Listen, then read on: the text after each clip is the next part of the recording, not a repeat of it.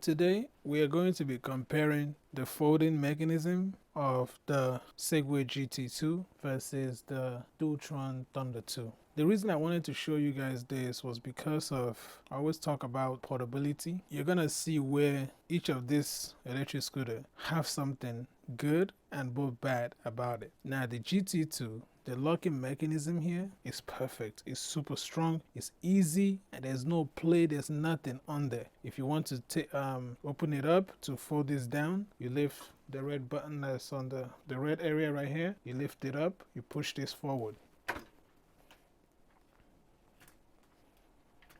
And it folds down. Now if you want to bring it back up, same thing, bring it up. Once you bring it up, you actually push this in and make sure this is pressed down. But it latches just like that. There's no movement, there's no shaking, nothing. So that's only gonna take you like a few seconds to do and you're good to go. Now when it comes to the Dualtron, we have to make sure this is loosened up. You push this up.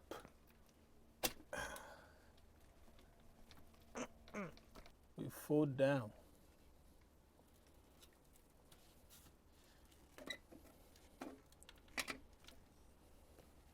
Now I will tell you guys the big thing about these two right now, which is I will fold both of them down. I'll bring the GT2 and fold it down. Now the big issue here with the GT2 is the fact that once it's folded like this, there's no locking mechanism, so it doesn't latch onto anything, okay? Which means this is always flapping and moving around as you're carrying this heavy scooter, which is terrible. I think this is a terrible thing to do. It's important. It could have been able to latch it somewhere around here to prevent it from moving. I did come up with a solution that I use. It's not really a full solution, but it works for me, which is I use a belt. I use one of these belts. I think you guys have seen me use it before. And I just go through here.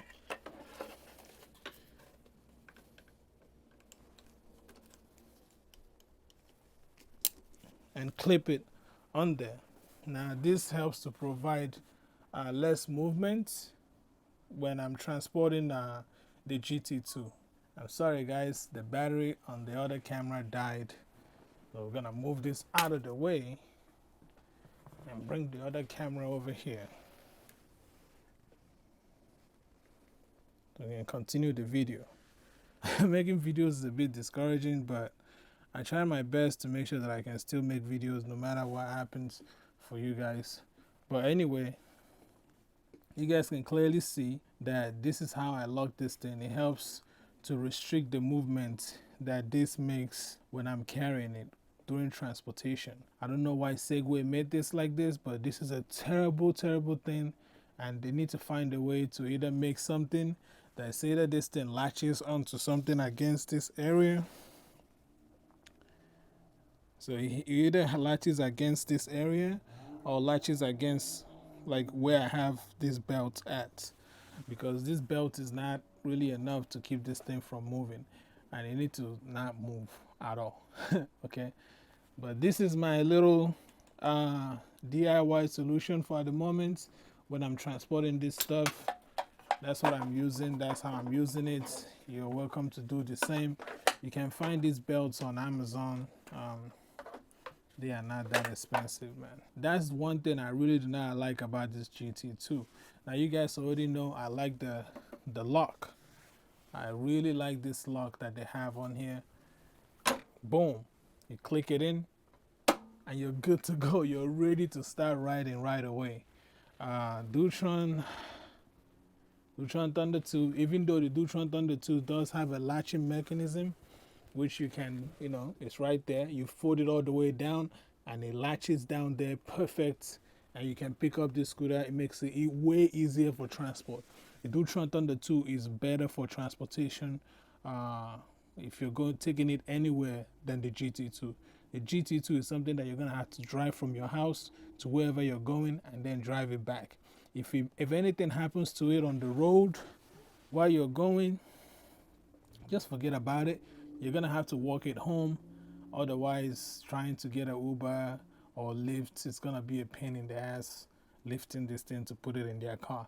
Most likely, you might even damage somebody's car trying to put the scooter in there because it doesn't fold properly at all. The Dualtron Thunder 2, the struggle is always, I told you, let me just do this again so you guys see that difference. When I'm folding this down, okay, let's lift this up. Folding the GT2 down, we lift this up, you push this forward, and it falls down. Just like that. Okay? When it's time for it to come back up, you lift it up, push this in, that's it. It is done. It is ready to go. Dualtron Thunder 2. Alright, let's go. You guys already hear how I'm breathing right now because I'm like, here we go. The struggle forever. So we'll bring it up. And this thing comes down. The little clip. Now, what's the annoying part that you have to do with this? I think most of you already know, which is now you have to start doing this screw and adjusting them, folding it to create the tension, and then you go to the other side. Meanwhile, if this was a race, just know that the GT2 already left, and you're still doing this to make sure you get that tensioning right. Make sure you get that tensioning right, because when you tighten up the top one, you have to go back down and tighten up the other one as well and push it down. And then you got to bring this one back out and adjust it again to push it down. And 5 minutes later, you're ready to go. The person on the GT2 is already gone. This is why I'm saying that Dualtron need to replace this. This is going to be a game changer. They need to create something beefy here. They need to, you see this? Look at the, hold on, man. Hold on. Do you see the beefiness of this area? Segway was not playing games. Look at how tiny that area is over there. It is tiny. Look at my whole hand. I can't even wrap around this whole thing. I can't do it. This, man, look, my whole hand is you can see that. This, I can't even go all the way. That's how beefy this thing is. So Dualtron needs to create the same thing, similar, for the Thunder 2, the Storm, the Victor, Dualtron Luxury. They need to create the same style for us to feel safe on this thing. I'm going 60 miles on this. I don't know how I've been doing it. But of course, you know, if you need speed, you gotta go. You gotta do what you gotta do. But man, come on. Once you ride this, you realize that these guys they're not being serious with this. This gotta change. And it's gonna take a lot of us to complain and say we're not buying this stuff anymore until they fix this for them to do it. Anyways, thank you guys for watching. I appreciate all the support and all the subscription. I can't believe we're on 1,000 subscribers. I appreciate you all. And of course, you can always check out my Instagram. I have it right there. I have some pictures and some different videos of me riding any of these scooters. You can check it out. You can follow me there too if you want to. But I appreciate all the subscribers and all the support.